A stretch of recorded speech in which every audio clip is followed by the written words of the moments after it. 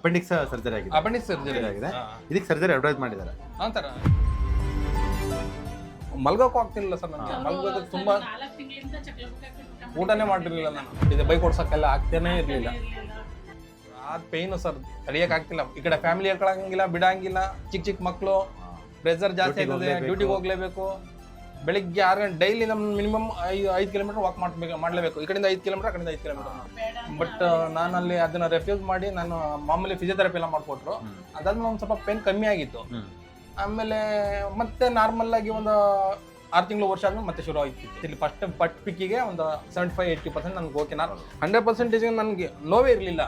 ಈಗ ಒಂದು ವಾರದಲ್ಲಿ ಏನಾಯ್ತು, ಊರಿಗೆ ಹೋಗಿ ಒಂದು ಸ್ವಲ್ಪ ರಾಗಿ ಚೀಲ ಎತ್ಕೊಂಡು ಒಂದು 20 kg ರಾಗಿ ಎತ್ಕೊಂಡ್ಬಂದೆ. ಅವಾಗ ಒಂದು ಸ್ವಲ್ಪ ಪೇನ್ ಬಂತು. ಹಂಗಾಗಿ ಇವ್ರ ಸಪೋರ್ಟಿವ್ ಇಂದ ಏನೋ ಮಾಡ್ಕೊಂಡಿದ್ದೆ. ಇಲ್ಲಿ ಬಂದಮೇಲೆ ಓಕೆ ಸರ್, ನನ್ನ ಡ್ಯೂಟಿನ ಆರಾಮ ಮಾಡ್ಕೊಂಡು ಹ್ಯಾಪಿಯಾಗಿದ್ದೀನಿ ಸರ್, ಪ್ರಾಬ್ಲಮ್ ಇಲ್ಲ.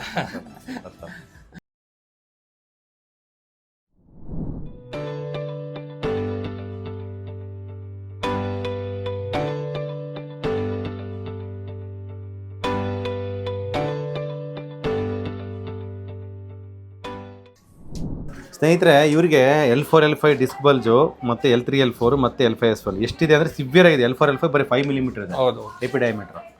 Take one photo also. And ಒಂದ್ಸರಿ ಸರ್ಜರಿನೂ ಆಗಿದೆ. ಸರ್ಜರಿ ಆಗಿಲ್ಲ ಸರ್. ಸರ್ಜರಿ ಅಡ್ವೈಸ್ ಮಾಡಿ. ಅಪೆಂಡಿಕ್ಸ್ ಸರ್ಜರಿ ಆಗಿದೆ. ಅಪೆಂಡಿಕ್ಸ್ ಸರ್ಜರಿ ಆಗಿದೆ. ಇದಕ್ಕೆ ಸರ್ಜರಿ ಅಡ್ವೈಸ್ ಮಾಡಿದ್ದಾರೆ. ಹಾಂ ಸರ್. ಅದು ಯಾವ್ದು ಇಂಜೆಕ್ಷನ್ ಪ್ರಿಪೇರ್ ಮಾಡಿದ್ರು ತಗೊಳ್ಳಿಲ್ಲ. ಎಪಿಡರ್ಗೆ ಇಂಜೆಕ್ಷನ್ ಪ್ರಿಪೇರ್ ಮಾಡಿದ್ರು ನನಗೆ, ಅಲ್ಲ ನಾನು ತಗೊಳ್ಳಿಲ್ಲ. ಬಟ್ ನಾನಲ್ಲಿ ಅದನ್ನ ರೆಫ್ಯೂಸ್ ಮಾಡಿ ನಾನು ಮಾಮೂಲಿ ಫಿಸಿಯೋಥೆರಪಿ ಎಲ್ಲ ಮಾಡಿಕೊಟ್ರು. ಅದಾದ್ಮೇಲೆ ಒಂದು ಸ್ವಲ್ಪ ಪೇನ್ ಕಮ್ಮಿ ಆಗಿತ್ತು. ಆಮೇಲೆ ಮತ್ತೆ ನಾರ್ಮಲ್ ಆಗಿ ಒಂದು 6 ತಿಂಗಳು ವರ್ಷ ಆದ್ಮೇಲೆ ಮತ್ತೆ ಶುರು ಆಯ್ತಿತ್ತು. ಸೊ ಅದಾದ್ಮೇಲೆ ರೀಸೆಂಟ್ ಆಗಿ ನಾನು ಒಬ್ರು ಆಕ್ಚುಲಿ ಏನು ಗೊತ್ತಾ, ದೇರ್ ಟೀಚರ್ ಒಬ್ರದ್ದು ವಿಡಿಯೋ ನೋಡಿ, ನೀವು ಅವ್ರ ಜೊತೆ ಮಾತಾಡಿದ್ದು ಅದೆಲ್ಲ ವಿಡಿಯೋ ನೋಡಿ ಅವರು ಎಲ್ಲ ನೋಡಾದ್ಮೇಲೆ ನಾನು ನೆಕ್ಸ್ಟ್ ಟೈಮ್ ಏನು ಮಾಡಿದೆ, ಇಲ್ಲಿ ಬರಬೇಕು ಅಂತ ಪ್ರಿಪೇರ್ ಮಾಡ್ಕೊಂಡು ಇಲ್ಲಿ ಇಲ್ಲಿ ಫಸ್ಟ್ ಪಿಕ್ಕಿಗೆ ಒಂದು 75-80% ನನಗೆ ಓಕೆ. 100% ನನಗೆ ನೋವೇ ಇರಲಿಲ್ಲ. ಈಗ ಒಂದು ವಾರದಲ್ಲಿ ಏನಾಯ್ತು, ಊರಿಗೆ ಹೋಗಿ ಒಂದು ಸ್ವಲ್ಪ ರಾಗಿ ಚೀಲ ಎತ್ಕೊಂಡು ಒಂದು 20 kg ರಾಗಿ ಎತ್ಕೊಂಡ್ಬಂದೆ. ಅವಾಗ ಒಂದು ಸ್ವಲ್ಪ ಪೇನ್ ಬಂತು. ಅಂದ್ರೆ ಫುಲ್ ಕಮ್ಮಿ ಆಗಿತ್ತು. ಫುಲ್ ಕಮ್ಮಿ. ಆಕ್ಚುಲಿ ಇದು ಒಂದು ವಿಸಿಟ್ಗೆ ಕಮ್ಮಿ ಆಗೋ ಕೇಸ್ ಅಲ್ಲ ಇದು. ಅದಕ್ಕೆ ವಿಡಿಯೋ ಮಾಡ್ತಾರೆ. ಉದ್ದೇಶ ಬಂದು ಲಿಟಲ್ ಸ್ಪೆಷಲ್ ಕೇಸು. IVDP ಬಂದು ಬರೀ 5 mm ಇದೆ. I mean AP diameter. ಇದು ಜಾಗ ಇದೆಯಲ್ಲ ಇದು ನೋಡಿ, ಫುಲ್ ಹಿಂಗೆ ಬಂದ್ಬಿಟ್ಟು ಈ ಕಡೆ ಜಗ್ಗಿದೆ. ಹೌದು, ಕೆಳಗಡೆ. ಹೌದು. ಅಂದ್ರೆ ನ್ಯೂಕ್ಲಿಯಸ್ ಪಲ್ಪಸ್ ಡಿಸ್ಕ್ ಸೆಂಟ್ರಲ್ ಇರುತ್ತೆ. ಹೌದು ಸರ್. ಅದರಿಂದ ಡ್ಯಾಮೇಜ್ ಆದ್ರೆ ಈ ತರ ಆಗುತ್ತೆ. ಆಮೇಲೆ ಇದು ಬರೀ 7 mm ಇದೆ. ಇದು 9 mm ಇದೆ. ಅಂದ್ರೆ ಮಿನಿಮಮ್ 10 mm ಇರ್ಬೇಕು ಇದು ಕೆನಲ್. ಡಿಸ್ಕ್ ಬಂದು ಈ ತರ ಆಗಿದೆ. ಆಮೇಲೆ ಏನೇನು ಇಂಪ್ರೂವ್ಮೆಂಟ್ ಆಗಿದೆ? ನೋವು ಇಂಪ್ರೂವ್ಮೆಂಟ್ ಆಗಿದೆ ಸರ್. ನೋವೆಲ್ಲ ಇಂಪ್ರೂವ್ಮೆಂಟ್ ಆಗಿದೆ ನನಗೆ. ಇವಾಗ ಸೆಳೆತ ಗಿಳ್ತಾ ಏನಿಲ್ಲ. ಒಂದು ಸ್ವಲ್ಪ ಈಗ ಮೊನ್ನೆ ಎಲ್ಲ ಫುಲ್ ಕಂಪ್ಲೀಟ್ ಕಾಲ ಬರುತ್ತಾ? ಕಾಲ ಸರ್ ಒಂದು ಈ ಕಾಲೆ ತಕ್ಕೆಲ್ಲ ಬರುತ್ತೆ ಅಂತ. ಈಗ ಒಂದು ಸ್ವಲ್ಪ ಸೆಳೆತ ಇದೆ. ಸ್ವಲ್ಪ ಮುಂಚೆ ಮಲ್ಗೋಕ್ಕೂ ಆಗ್ತಿರ್ಲಿಲ್ಲ ಸರ್ ನನಗೆ. ಮಲ್ಗೋದಕ್ಕೆ ತುಂಬಾ ಊಟನೇ ಮಾಡಿರ್ಲಿಲ್ಲ ನಾನು. ಹೌದಾ? ಬೈಕ್ ಎಲ್ಲ ಓಡಿಸೋ ನಿಲ್ಸ್ಬಿಟ್ಟಿದೆ. ಬೈಕ್ ಓಡ್ಸೋಕ್ಕೆಲ್ಲ ಆಗ್ತಾನೆ ಇರಲಿಲ್ಲ. ಮತ್ತೆ ಅದನ್ನ ಇವ್ರಿಗೆಲ್ಲ ಗೊತ್ತಿಲ್ಲ ಸರ್, ನನಗೆ ಟಾಯ್ಲೆಟ್ ಕರೆಕ್ಟಾಗಿ ಕೂರ್ಲಿಕ್ಕೆ ಆಗ್ತಿರ್ಲಿಲ್ಲ. ಇಂಡಿಯನ್ ಟಾಯ್ಲೆಟ್ ಮಂಡಿಗಾಲಕ ಕೂರ್ಕೊಂತಿದ್ದೆ.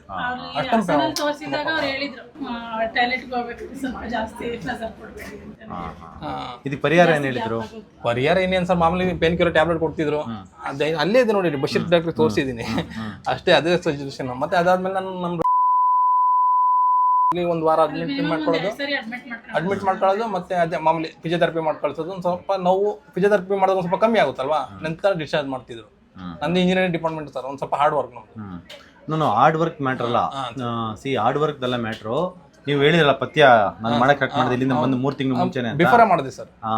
ಅದು ಏನ್ ಬಿಟ್ರಿ ನೀವು? ಸರ್ ನಾನು ಮಾಮೂಲಿ ಚಪಾತಿ, ರೋಟಿ, ಫುಡ್ ಐಟಮ್ಸ್, ಗೋಧಿ ಐಟಮ್ಸ್, ಮತ್ತೆ ಬೇಕರಿ ಐಟಮ್ಸ್ ಎಲ್ಲ ಬಿಟ್ಬಿಟ್ಟೆ. ಮುಂಚೆ ಎಲ್ಲ ತಿಂತಿದ್ದೆ. ಹಾಲೆಲ್ಲ ತಗೊಂತ ಇದ್ರಿ? ಮುಂಚೆ ಎಲ್ಲ ಡಿಸ್ಪಲ್ಸ್ ಆದ ಕ್ಯಾಲ್ಸಿಯಂ ಬರುತ್ತೆ ಅಂತ ಜಾಸ್ತಿನೇ ತಗೊಂಡಿರ್ತೀವಿ ಹಾಲೆಲ್ಲ. ಇಲ್ಲ, ನಾನು ಅವಾಗಿಂದ ಹಾಲು ಕುಡಿಯಲ್ಲ, ಹಾಲು ಕುಡಿತಿದ್ದಿಲ್ಲ ನಾನು. ಇದೆಲ್ಲ ಬಿಟ್ಟು ಚಪಾತಿ, ಮೈದಾ ಇದೆಲ್ಲ ಕಂಟ್ರೋಲ್ ಮಾಡ್ತೀನಿ. ಬೇಕರಿ ಫುಡ್ ಐಟಮ್ ಎಲ್ಲ ಕಂಟ್ರೋಲ್ ಮಾಡ್ಬಿಟ್ಟಿದ್ದೆ.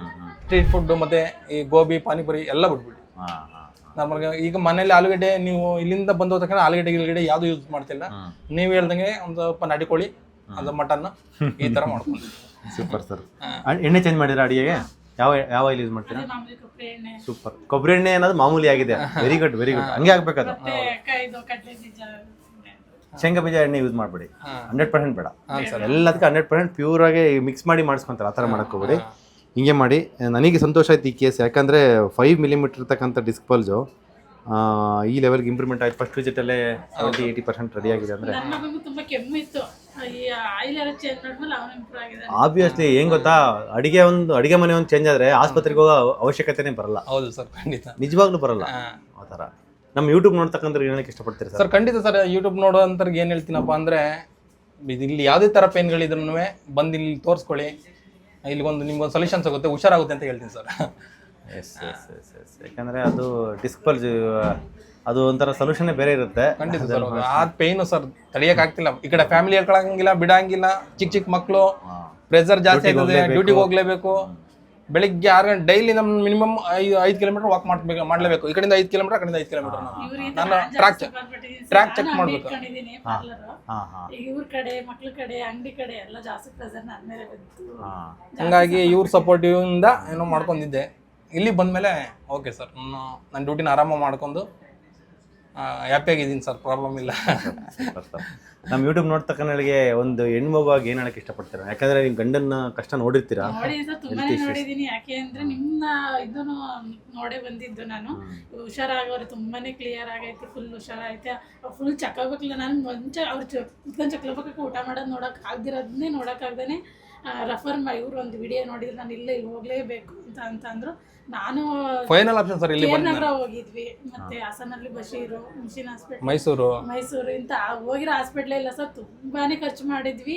ಲಾಸ್ಟ್ ಫೈನಲ್ ಇಲ್ಲಿಗೆ ಬಂದಷ್ಟು ತುಂಬಾನೇ ಖುಷಿ ಆಗಿದೆ ಸರ್. ಒಂದು 5 ಲಕ್ಷ ಮೇಲೆ ಆಗಿದೆ, ತುಂಬಾನೇ ಎಲ್ಲ ಕಡೆನೂ ತೋರಿಸಿ. ಯಾರೆಲ್ಲಿ ಎಲ್ಲೆಲ್ಲಿ ಅಂತಾರೆ ಎಲ್ಲ ಹೋಗಿದ್ವಿ ಸರ್.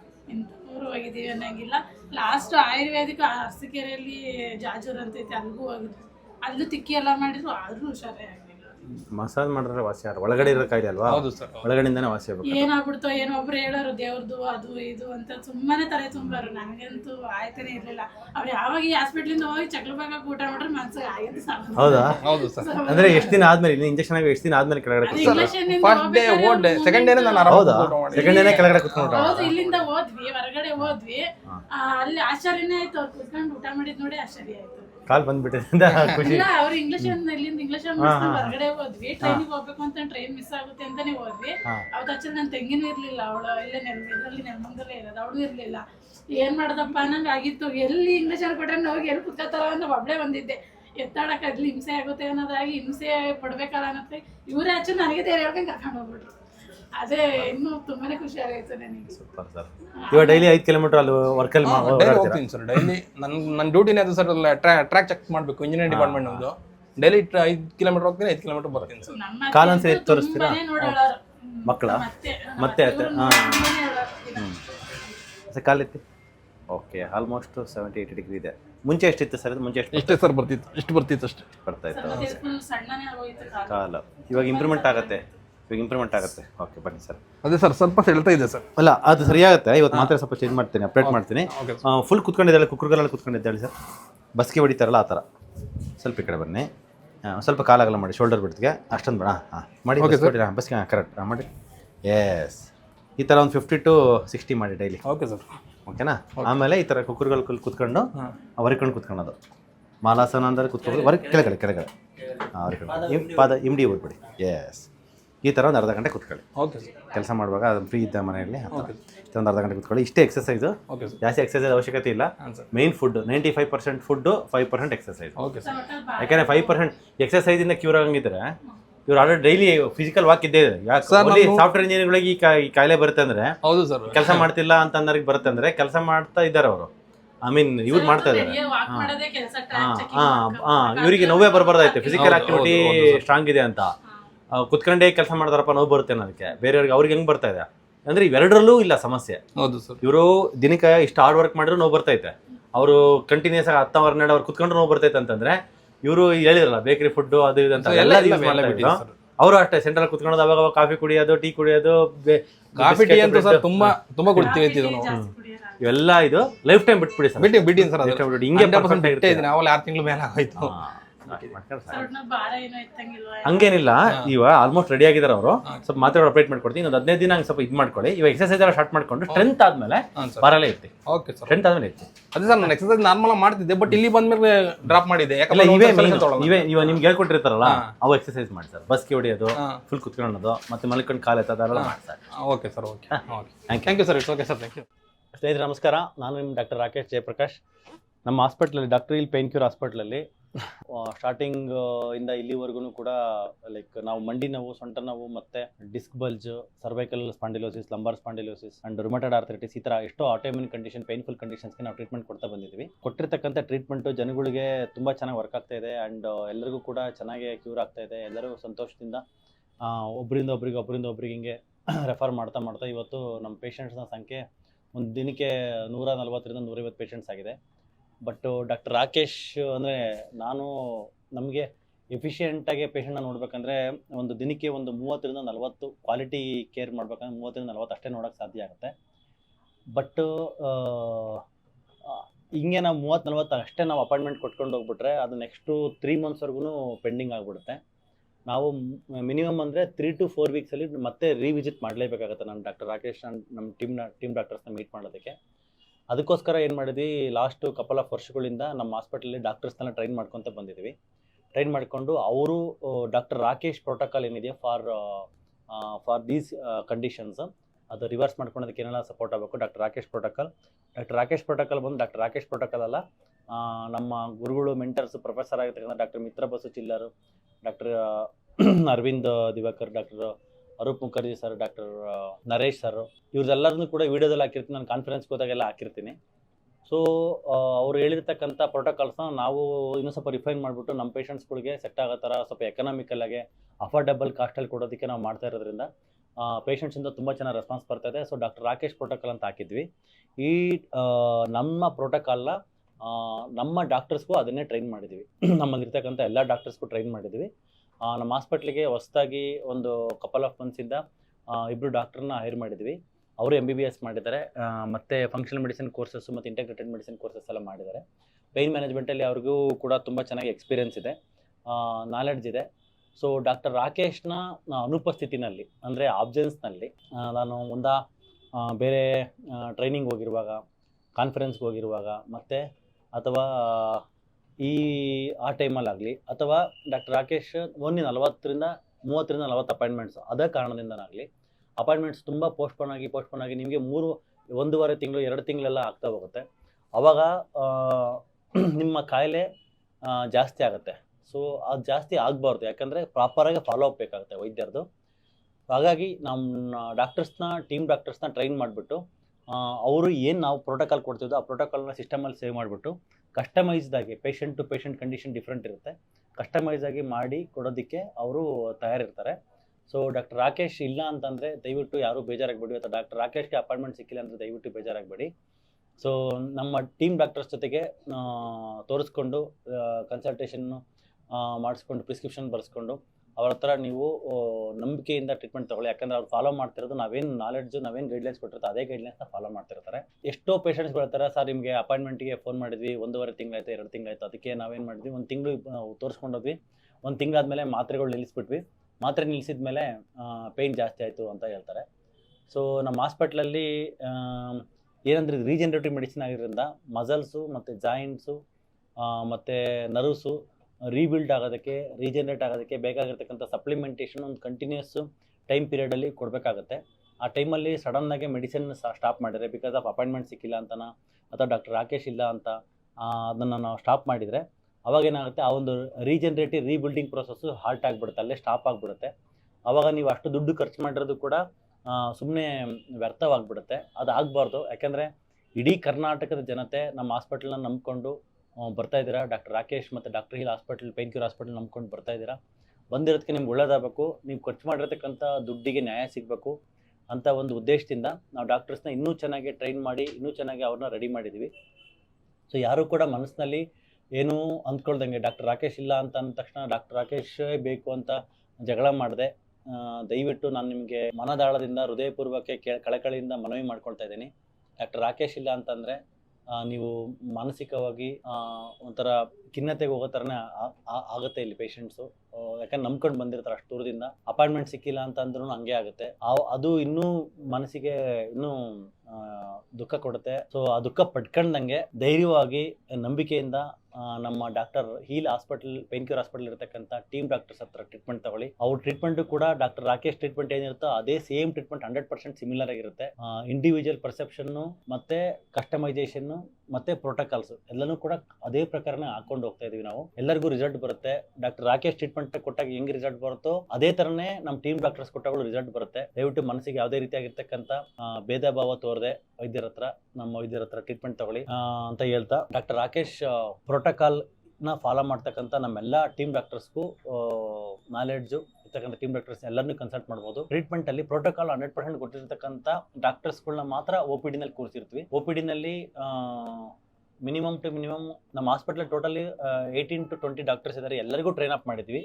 ಎಲ್ಲರಿಗೂ ಅವ್ರದೇ ಒಂದು ಟ್ರೈನ್ ಅಪ್ ಮಾಡಿದ ಅಷ್ಟೇ ಅಲ್ಲದೆ ಟೆಸ್ಟ್ಸ್ ಮಾಡಿಬಿಟ್ಟು ಅವ್ರಿಗೆ ಎಕ್ಸಾಮ್ಸ್ ಮಾಡಿಬಿಟ್ಟು ಅದನ್ನ ನಾಲೆಡ್ಜ್ ರೀವೆರಿಫೈ ಮಾಡಿ ಅವ್ರಿಗೆ ರಿಗರಸ್ ಟ್ರೈನಿಂಗ್ ಕೊಟ್ಟಿರ್ತೀವಿ. ಮಿನಿಮಮ್ 3 to 4 months ವರೆಗೂ ರಿಗರಸ್ ಟ್ರೈನಿಂಗ್ ಕೊಟ್ಟು ಅವ್ರು ಒನ್ಸ್ ರೆಡಿ ಆಗಿದ್ದಾರೆ, ಅವ್ರಿಗೆ ಮೆಚುರಿಟಿ ಚೆನ್ನಾಗಿದೆ, ಪಕ್ವವಾಗಿದ್ದಾರೆ ಅವ್ರ ನಾಲೆಡ್ಜ್ ಅಂತ ಅನ್ನುವಾಗಲೇ ಅವ್ರನ್ನ ಪೇಷಂಟ್ ಕನ್ಸಲ್ಟ್ ಮಾಡಕ್ಕೆ, ಪೇಷಂಟ್ ನ ಟಚ್ ಮಾಡಕ್ಕೆ ಮತ್ತೆ ಎಕ್ಸಾಮಿನೇಷನ್ ಮಾಡಕ್ಕೆ ಅವ್ರನ್ನ ನಾವು ಅಲೋ ಮಾಡ್ತೀವಿ.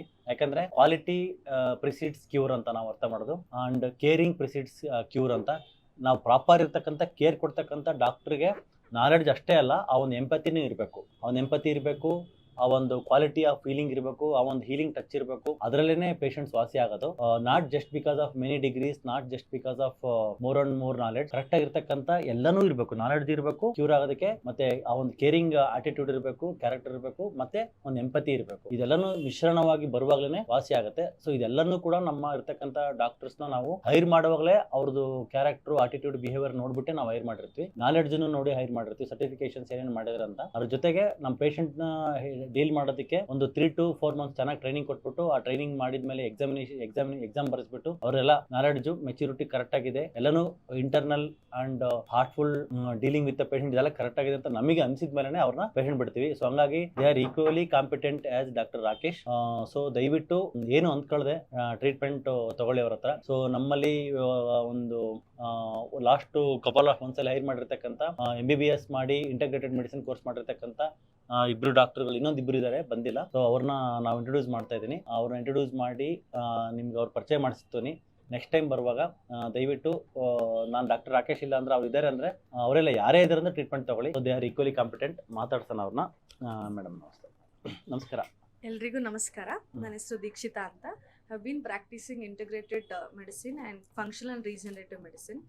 ಇಲ್ಲಿ ಡಾಕ್ಟರ್ ಹೀಲಲ್ಲಿ ಕ್ರಾನಿಕ್ ಡಿಸೀಸಸ್ ಅಂದರೆ ಥೈರಾಯ್ಡ್, BP, ಶುಗರ್ ಆ್ಯಂಡ್ ಜೊತೆಗೆ ಪೇನ್ ಮೆಡಿಸಿನ್ಸ್ ಇದನ್ನೆಲ್ಲ ಪ್ರಾಕ್ಟೀಸ್ ಮಾಡ್ತಿದ್ದೀವಿ. We are doing it in a holistic approach. ಅಂದರೆ ಡಯಟ್, ಸಪ್ಲಿಮೆಂಟ್ಸ್, ಯಾವ ರೀತಿ ಊಟ ಮಾಡಬೇಕು, ಜೊತೆಗೆ ಯಾವ ಸಪ್ಲಿಮೆಂಟ್ಸ್ ಬೇಕು ಬಾಡಿಗೆ, ಆ್ಯಂಡ್ ಅದ್ರ ಜೊತೆಗೆ ಕೆಲವೊಂದು ಓಝೋನ್ ಥೆರಪಿ, ಕೀಲೇಷನ್ ಥೆರಪಿ, ಈ ಎಲ್ಲ ಹೋಲಿಸ್ಟಿಕ್ ವೇಯಲ್ಲಿ ಒಂದು ಕ್ರಾನಿಕ್ ಡಿಸೀಸಸ್ ನಿಮ್ದೇನಿದೆ ಅದನ್ನು ರಿವರ್ಸ್ ಮಾಡೋದಕ್ಕೆ we are striving hard under doctor Rakesh guidance. ಎಲ್ಲರೂ ಬನ್ನಿ, ಟ್ರೀಟ್ಮೆಂಟ್ ತಗೊಳ್ಳಿ, ಇದರಿಂದ ಒಳ್ಳೆ ಸದುಪಯೋಗ ಪಡಿಸ್ಕೊಳ್ಳಿ. I promise you that you are in safe hands. Thank you. Safe and caring hands. Safe, caring hands. Caring, with healing hands. empathy. With empathy and ಮತ್ತೆ knowledge wise ಕೂಡ like because we have assessed your knowledge is excellent and your already dealing with patients. So ಒಂದು ಪೇಷಂಟ್ಸ್ಗೆ ಒಂದು ಮುಖ ಪರಿಚಯ ಆಗಲಿ ಅಂತ ವಿಡಿಯೋನ ಮಾಡ್ತಾ ಇದ್ದೀವಿ. ಅವ್ರದ್ದು ಎಲ್ಲರೂ ನೋಡಿರ್ತೀರಾ ವಿಡಿಯೋದಲ್ಲಿ, ಮತ್ತೆ ಶಾರ್ಟ್ಸಲ್ಲೆಲ್ಲ ಹಾಕಿರ್ತೀವಿ, ಪೋಸ್ಟರ್ಸಲ್ಲಿ ಹಾಕಿರ್ತೀವಿ. ಸೊ ಡಾಕ್ಟರ್ ದೀಕ್ಷಿತಾ ಅಂತ she starting practicing this since 4 years, 2022 ಇಂದನೇ ಪ್ರಾಕ್ಟೀಸ್ ಮಾಡ್ತಾ ಇದ್ದಾರೆ. She has excellent knowledge in this and she is capable of dealing any chronic conditions, especially through functional medicine. ಅದನ್ನು ರಿವರ್ಸ್ ಮಾಡಿಬಿಟ್ಟು ನಾರ್ಮಲ್ ಮಾಡೋದಕ್ಕೆ ಏನೇನೆಲ್ಲ ಮಾಡೋಕ್ಕಾಗತ್ತೆ ಅದನ್ನು ಅವರು ನಾಲೆಡ್ಜಬಲ್ ಆಗಿದ್ದಾರೆ ಅಂತ ಹೇಳ್ತಾ, next will go to doctor Yusuf. ಎಲ್ಲರಿಗೂ ನಮಸ್ಕಾರ. ನಾನು ಡಾಕ್ಟರ್ ಯೂಸುಫ್ ಅಂತೇಳಿ. ಇಲ್ಲಿ ನಾವು ಇಲ್ಲಿ ಕ್ಲಿನಿಕ್ನಲ್ಲಿ most of the root cause find ಮಾಡ್ತೀವಿ. ಜಸ್ಟ್ ಸಿಂಪ್ಟಮ್ಯಾಟಿಕ್ಲಿ ಟ್ರೀಟ್ ಮಾಡೋದಿಲ್ಲ. ಭಾಳಷ್ಟು ಡಾಕ್ಟರ್ಸು ಸಿಂಪ್ಟಮ್ಯಾಟಿಕ್ಲಿ ಟ್ರೀಟ್ ಮಾಡಿ ಕಳಿಸ್ತಾರೆ. ನರ್ವ್ ಪೇನ್ ಇದೆ ಜಸ್ಟ್ ನರ್ವ್ ಪೇನಿಗೆ ಮೆಡಿಸಿನ್ಸ್ ಕೊಟ್ಟು ಕಳಿಸ್ತಾರೆ. ನಾವು ಅದು ಯಾಕೆ ಕಾಸ್ ಏನಿದೆ, ಬಾಡಿನಲ್ಲಿ ಭಾಳಷ್ಟು ಚೇಂಜಸ್ ಇರ್ತವೆ, ಟಾಕ್ಸಿಕ್ ಎಲಿಮೆಂಟ್ಸ್ ಇರ್ತವೆ, ಅದೆಲ್ಲ ನೋಡ್ಕೊಂಡು ರೂಟ್ ಕಾಸ್ ಫೈಂಡ್ ಮಾಡೋಕ್ಕೆ ಟ್ರೀಟ್ ಮಾಡ್ತಿರೋದು. ಡಾಕ್ಟರ್ಸ್ ರಾಕೇಶ್ ಸರ್ದು ಗೈಡೆನ್ಸ್ ಚೆನ್ನಾಗಿದೆ. ಅವರು ಟ್ರೀಟ್ಮೆಂಟ್ ಪ್ರೋಟೋಕಾಲ್ ಹೇಗಿದೆ ಅಂಥೇಳಿ ಅದೇ ಚೆನ್ನಾಗಿ ಫಾಲೋ ಮಾಡ್ತಿರೋದು. ಎಲ್ಲರೂ ಇಲ್ಲಿ ಬರ್ರಿ, ನಿಮಗೆ ಡೆಫಿನೆಟ್ಲಿ ಒಂದು ಕ್ಯೂರ್ ಆಗ್ತದೆ. Sir thank you sir. So doctor Yusuf is also practising this integrated medicine since many years. So ಅವರು ನಾವು ಸ್ಟಾರ್ಟಿಂಗಲ್ಲಿ ಇಂಟರ್ವ್ಯೂ ತೊಗೊಂಡಾಗ ಎಷ್ಟೊಂದು ಜನ ಡಾಕ್ಟರ್ಸ್ನ ರಿಜೆಕ್ಟ್ ಮಾಡಿದ್ವಿ ಬಿಕಾಸ್ ಆಫ್ ಒಂದು ಎಂಪತಿ ಆ್ಯಂಡ್ ಆ ಒಂದು ನಾಲೆಡ್ಜ್ ಇಲ್ಲ ಅಂತ.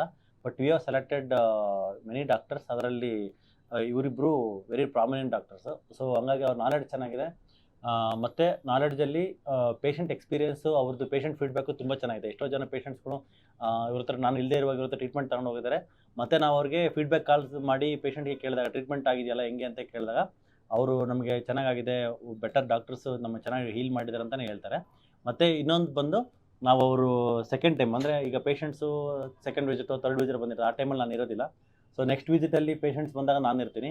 Patients compare to previous last ಟೈಮಿಗೆ ಕಂಪೇರ್ ಮಾಡಿದ್ರೆ ಹೆಂಗಿದೆ ಅಂತಂದರೆ ಚೆನ್ನಾಗಿ ಕಡಿಮೆ ಆಗಿದೆ, ಪೇಯ್ನ್ ಕಡಿಮೆ ಆಗಿದೆ ಅಂತ ಹೇಳ್ತಾರೆ. ಮತ್ತು ಕೂಡ percentage of improvement previous compare ಮಾಡಿದ್ರೆ ಲಾಸ್ಟ್ ವಿಸಿಟಲ್ಲಿ ಚೆನ್ನಾಗಿ ಇನ್ನೂ ಇಂಪ್ರೂವ್ಮೆಂಟ್ ಆಗಿರ್ತಾರೆ. ಯಾಕೆಂದರೆ ಆಗ್ತಕ್ಕಂಥ ಮೆಡಿಸನ್ಸು ಪೇಷಂಟ್ ಕೇಸ್ನ ಅನಲೈಸ್ ಮಾಡ್ತಕ್ಕಂಥ ರೀತಿ, ಬ್ಲಡ್ ಟೆಸ್ಟ್ ಇವ್ಯಾಲ್ಯೂಯೇಷನ್ ಮಾಡ್ತಕ್ಕಂಥದ್ದು, ಮತ್ತು ಕೊಟ್ಟಿರ್ತಕ್ಕಂಥ ರೆಫರೆನ್ಸ್ ರೇಂಜ್ಗೆ ಫಂಕ್ಷನಲ್ ರೇಂಜ್ ಏನಿದೆ ಅದಕ್ಕೆ ಸೆಟ್ ಮಾಡಿ ಅವ್ರನ್ನ ಪೇಷಂಟ್ಗೆ ನಾವು ಟ್ರೀಟ್ಮೆಂಟ್ ಆ ಒಂದು ಪ್ಯಾರಾಮೀಟರ್ಸ್ನ ಆ ಲೆವೆಲಿಗೆ ತರೋದ್ರಿಂದ ಪೇಷಂಟ್ ಆ್ಯಕ್ಚುಲಿ ರೆಸ್ಪಾನ್ಸ್ ಮಾಡ್ತಾರೆ.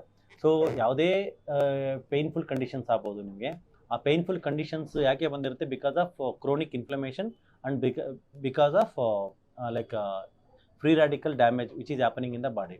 ಸೊ ಅದನ್ನು ನಾವು ನ್ಯೂಟ್ರಲೈಸ್ ಮಾಡಿ ಫ್ರೀ ರ್ಯಾಡಿಕಲ್ ಡ್ಯಾಮೇಜ್ ತಪ್ಪಿಸಿದ್ರೆ, ಅದನ್ನು ನಾವು ಇನ್ಫ್ಲಮೇಷನ್ನ ನಾವು ರೂಟ್ ಕಾಸ್ ತಪ್ಪಿಸ್ಬಿಟ್ಟು anti inflammatory supplementations like vitamin C, zinc, magnesium, vitamin K27, vitamin D plus ivermectin, ಇದನ್ನೆಲ್ಲ ನಾವು ಸಿರಕ್ಷೆಪಡಿಸಿ ಇದನ್ನೆಲ್ಲ ನಾವು ಕೊಟ್ಕೊಂಡು ನಾರ್ಮಲ್ ಲೆವೆಲಿಗೆ ತಂದಿದ್ದೆ ಆದರೆ ಪೇಷಂಟು ಈಗ ಚೆನ್ನಾಗಿ ಎಕ್ಸಲೆಂಟಾಗಿ ರೆಸ್ಪಾನ್ಸ್ ಮಾಡ್ತಾರೆ. ಪೇಷಂಟ್ಗೆ ಪೇಯ್ನು ನ್ಯಾಚುರಲಿಗೆ 3-4 ವಿಸಿಟಲ್ಲಿ 80 to 90% ಕಡಿಮೆ ಆಯಿತು ಸರ್ ನಮಗೆ ಅಂತಂತಾರೆ. ಆಮೇಲಿಂದ ಅವ್ರ ಮನೆಗೆ ಹೋಗ್ಬಿಟ್ಟು ಆ ಸಪ್ಲಿಮೆಂಟ್ಸ್ನ ಒಂದು 2-3 ತಿಂಗಳು ತೊಗೊಂಡು ಕರೆಕ್ಟ್ ಡಯಟ್ ಮಾತ್ರ ಹಿಡಿಬೇಕು. ಯಾಕಂದರೆ ಇನ್ಫ್ಲಮೇಟ್ರಿ ಫುಡ್ ಮತ್ತೆ ತಗೊಳ್ಳೋ ಸ್ಟಾರ್ಟ್ ಮಾಡಿದ್ರೆ ಮತ್ತೆ ಕಾಯಿಲೆ ಬರುತ್ತೆ. ಸರ್ ಇದು ಪರ್ಮನೆಂಟ್ ಅಂತ ಹೇಳ್ತಿರೋದ? ಪರ್ಮನೆಂಟು ಅಂತ ಡೆಫಿನೆಟ್ಲಿ ಪರ್ಮನೆಂಟ್. ಯಾಕಂದರೆ ಫುಡ್ ಈಸ್ ಮೆಡಿಸಿನ್. ನಮ್ಮದು ಕೋರ್ ಪ್ರಿನ್ಸಿಪಲ್ ಬಂದು ಫುಡ್ ಈಸ್ ಮೆಡಿಸಿನ್. ಯಾಕಂದರೆ ದ ಫೌಂಡರ್ ಆಫ್ ಮೆಡಿಸಿನ್ ಬಂದು, ಫಾದರ್ ಆಫ್ ಮೆಡಿಸಿನ್ ಬಂದು ಹಿಪೋಕ್ರಟಿಸ್ ಅವ್ರು ಹೇಳಿರ್ತಕ್ಕಂಥದ್ದು let food be thy medicine ಅಂತಲೇ ಹೇಳಿರೋದು. ಸೊ ಫುಡ್ ಈಸ್ ಮೆಡಿಸಿನ್ ಅಲ್ಲಿಗೆ ಬರುತ್ತೆ. ನಮ್ಮ ಏನೋ ನಾವು ಮಾಡಿಬಿಟ್ಟು ನಮ್ಮ ದೇಹ ಕೆಡಿಸ್ಕೊಂಡಿರ್ತೀವಿ. ಆ ಕೆಡಿಸ್ಕೊಂಡಿರ್ತಕ್ಕಂಥ ದೇಹನ ನಾರ್ಮಲ್ಲಿಗೆ ತರೋದಕ್ಕೋಸ್ಕರ ಇಷ್ಟು ವಿಟಮಿನ್ಸು, ಇಷ್ಟು ಸಪ್ಲಿಮೆಂಟೇಷನ್ ಅದೆಲ್ಲ ಮಾಡಿಬಿಟ್ಟು ಆಮೇಲೆ ಫುಡ್ಡಲ್ಲಿ ಕರೆಕ್ಷನ್ ಮಾಡಿಕೊಂಡು ಆ ಫುಡ್ಡನ್ನ ಹಂಗೆ ಕಂಟಿನ್ಯೂ ಮಾಡ್ಕೊತ ಹೋಗೋಣ.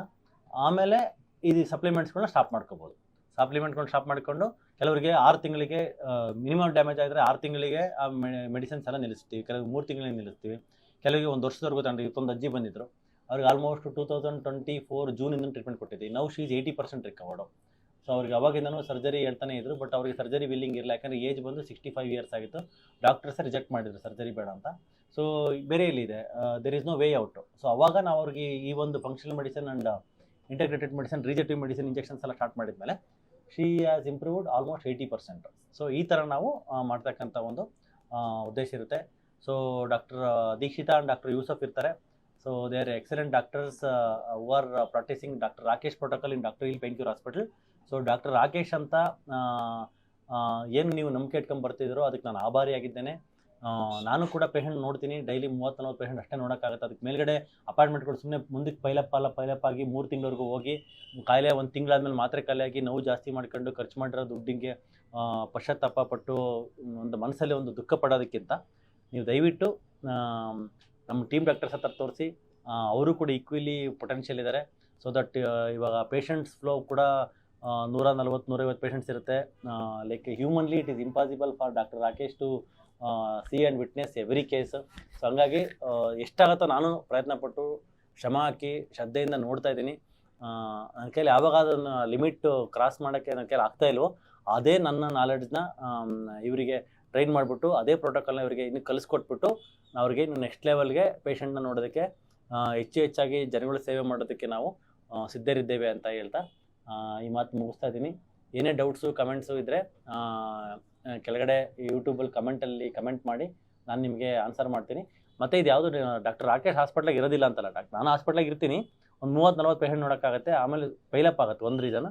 ಮತ್ತು ಕಾನ್ಫರೆನ್ಸ್ಗೆ ಅಥವಾ ಟ್ರೈನಿಂಗ್ಗೆ ಅಥವಾ ಏನಾದರೂ ಸರ್ಟಿಫಿಕೇಷನ್ಸ್ ಮಾಡೋಕ್ಕೆ ಹೋದಾಗ ಅವಾಗ ನಾನು ರಜಾ ಇರುವಾಗ ಇದು ಮಾಡ್ಕೊಳ್ಳಿ. ಅಥವಾ ನನಗೆ ಕೆಲವು ಸಮ್ಟೈಮ್ಸು ಏನಾದರೂ ಬಂದಿರ್ತೀನಿ ಬಿಕಾಸ್ ಆಫ್ ಯಾವುದೋ ನಮ್ಮ ಪ್ರೊಫೆಸರ್ಸು. ಮೊನ್ನೆ ಬಾಪ್ಟಿಸ್ಟ್ ಹಾಸ್ಪಿಟ್ಲಲ್ಲಿ ನಮ್ಮ ಪ್ರೊಫೆಸರ್ ಒಬ್ಬರು ಬಂದಿರು, ಡಾಕ್ಟರ್ ಜಿಗ್ನೇಶ್ ಪಟೇಲ್ ಅಂತ. ಅವರು ಒಂದು ಕೇಸ್ ಇದೆ, ಇಂಟರ್ಡಿಸ್ಕಲ್ ಓಝೋನ್ ಥೆರಪಿ ನಾನು ನಿನಗೆ ಹೇಳ್ಕೊಡ್ತಾ ಇದ್ದೀನಿ, ಅಲ್ಲಿ ಬರ್ತಾ ಇದ್ದೀನಿ ಫ್ರಮ್ ನಾಗ್ಪುರ್, ನಾನು ಬಂದು ನಾನು ಹೇಳ್ಕೊಡ್ತೀನಿ ನಿನಗೆ ಬಾ ಅಂತ ಅಂದರು. ಸಡನ್ನಾಗಿ ಹೋಗಬೇಕಾಗ ಪರಿಸ್ಥಿತಿ ಬಂತು. ಯಾಕಂದರೆ ಇಲ್ಲಿ ಅಪಾಯಿಂಟ್ಮೆಂಟಲ್ಲೇ ಕೊಟ್ಟಿದ್ದೀವಿ, 11 o'clock 10 o'clock ಫೋನ್ ಮಾಡಿದ್ರು. ಅವಾಗ ಹೋಗಲೇಬೇಕಂತ ಪರಿಸ್ಥಿತಿ. ಯಾಕಂದ್ರೆ ಅವ್ರು ಅಲ್ಲಿಂದ ಬಂದು ಒಂದು ಲವ್ ಆ್ಯಂಡ್ ಕೇರಿಂದ doctor Rakesh come here, I will teach you ಅಂತ ಹೇಳುವಾಗ ನಾನು ಇಲ್ಲ ಸರ್ ನಾನು ಬರೋಕ್ಕಾಗಲ್ಲ, ಅಪಾಯಿಂಟ್ಮೆಂಟ್ ಕೊಟ್ಟಿದ್ದೀನಿ ಅಂತ ಅಂದ್ಬಿಟ್ರೆ ಏನಾಗುತ್ತೆ, ಅದು ವಿದ್ಯೆಗೆ ಒಂಥರ ಅಗೌರವ ತಂದಂಗೆ ಆಗ್ಬಿಡುತ್ತೆ. ವಿದ್ಯೆ ಇದು ಹೇಳ್ಕೊಟ್ಟಿರ್ತಕ್ಕಂಥ ಗುರುಗಳಿಗೆ ನಾನು ಡಿಸ್ರೆಸ್ಪೆಕ್ಟಂಗೆ ಮಾಡ್ದಂಗೆ ಆಗ್ಬಿಡುತ್ತೆ. ಅದಕ್ಕೆ ಆಯ್ತು ಸರ್ ಐ ವಿಲ್ ಕಮ್ ಅಂತೇಳಿ ಸ್ವಲ್ಪ ಕೇಸ್ ಅಸಿಸ್ಟ್ ಮಾಡಿಬಿಟ್ಟು ಒಂದು 1.5 hour ಆಯಿತು OT ಒಳಗೆ ಹೋಗಿದ್ದು ಪ್ರಿಪೇರ್ ಮಾಡೋದೆಲ್ಲ ಮಾಡಿದ್ಮೇಲೆ. ಬಟ್ ಅಲ್ಲಿಂದ ಹೆಬ್ಬಾಳಿಂದ ಬರಬೇಕು, ಬರೋಷ್ಟೊತ್ತಿಗೆ ಆಲ್ರೆಡಿ 2-3 o'clock ಆಗಿತ್ತು. ಸೊ ಅಷ್ಟೊತ್ತಿಗೆ ಪೇಷಂಟ್ಸ್ ಎಲ್ಲ ಸ್ವಲ್ಪ ಬೇಜಾರಾಗಿದ್ರಿ. ಸೊ ಈ ಥರ ಏನಾದರೂ ಸಿಚುವೇಶನ್ಸ್ ಇದ್ದರೆ ದಯವಿಟ್ಟು ಮನಸ್ಸಲ್ಲಿಟ್ಕೊಂಡು ಕ್ಷಮೆ ಮಾಡಿ, ಸೊ ನಂಬಿಕೆಯಿಂದ ಟ್ರೀಟ್ಮೆಂಟ್ ತಗೊಳ್ಳಿ ಅಂತ ಹೇಳ್ತಾ ಈ ಒಂದು ಮಾತನ್ನು ಮುಗಿಸ್ತಾ ಇದ್ದೀನಿ. So wish you all the best doctor Dikshita, welcome, and doctor Yusuf wish you all the best. We will continue our support to heal and cure the patient pain.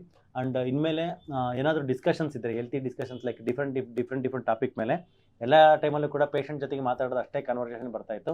ಇನ್ಮೇಲೆ ಡಾಕ್ಟರ್ಸ್ ಜೊತೆಗೆ ಒಂದು ಗ್ರೂಪ್ ಡಿಸ್ಕಷನ್ ಥರ ಮಾಡಿಬಿಟ್ಟು ನಿಮಗೆ ಇನ್ನೂ ಹೆಚ್ಚಿನ ನಾಲೆಡ್ಜು ಮತ್ತು ಅವೇರ್ನೆಸ್ನ ಕೊಡೋದಕ್ಕೆ ಶ್ರಮ ಮಾಡ್ತೀವಿ ಅಂತ ಹೇಳ್ತಾ ಈ ಮಾತನ್ನು ಮುಗಿಸ್ತಾ ಇದ್ದೀನಿ. Thank you.